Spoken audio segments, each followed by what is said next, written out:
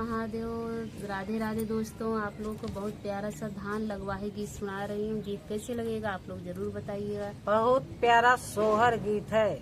धान लगवाही अच्छा, अरे धान लगवाही गीत है। भूल गए हैं, क्षमा करना। दीदी ज्यादा सोहर चाहिए लेकिन अब हमसे सोहर भूल गए हैं के इनका सोहर इतना नीक लागत है। धान लगवाही गीत है। नहीं, सोहर गावे चलते रहे थे, धान लगवाही गीत गावे चलते, इसीलिए भूल गए थे। जबान जोने लड़बड़ाई भैया चमड़क जबान है। धान लगाई वो जाए सूरज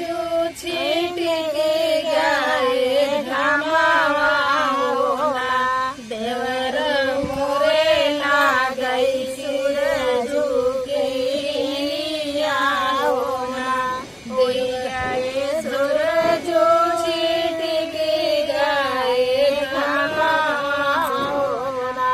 देवर मोरे लागई सूरज जो तोरे लागई भौजी सूरज की रेलिया होना। भौजी कैना ले तू घूटे कैयाड़ा होना। भौजी कैना ले तू घूटे कैयाड़ा होना। घूटे के आड़वा हो घूटे कैयाड़ा होना। कैसे खरीदे घूटे कैयाड़ा होना। देवरा भैया तोरा देखी सी आई होना। देवरा भैया तोरा देखी सी आई होना।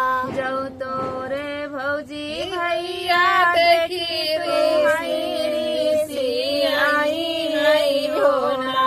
भौजी लाई के विदेश चला चला। देखा कैसे भाई से लड़ता वहाँ भौजी विदेशों लग जावा। विदेशों लेके चला तेज। हाँ, इतना तेज। हाँ, जो भौजी भैया देखी तुम्हारी सी आई होना। भौजी लाई चल विदेश चला जा होना। भौजी लाई के विदेश चला जा होना। के देशवा तू ही आया मोरे देवर होना। देवरू हिया उठाई उनके पत्थरे कई महालिया होना।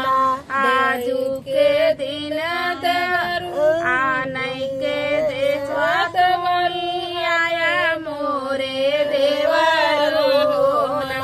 देवरा हिया उठाई न कई महालिया होना। पत्थरा में फोरी फारी महला बुढ़ाई होना। भौजी उहाऊंगी खिड़की काटाऊ बई होना।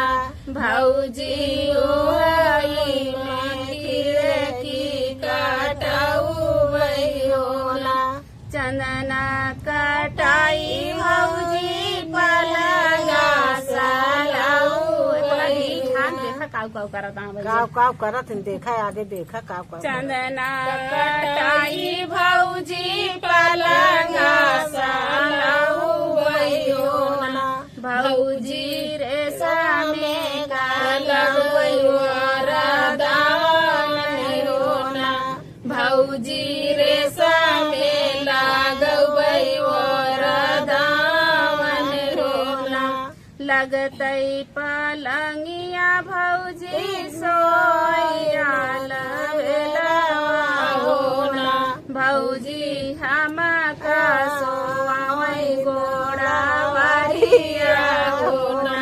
भौजी हमका सोवाई गोड़ा वारिया हो। जौ माई जनते भौजी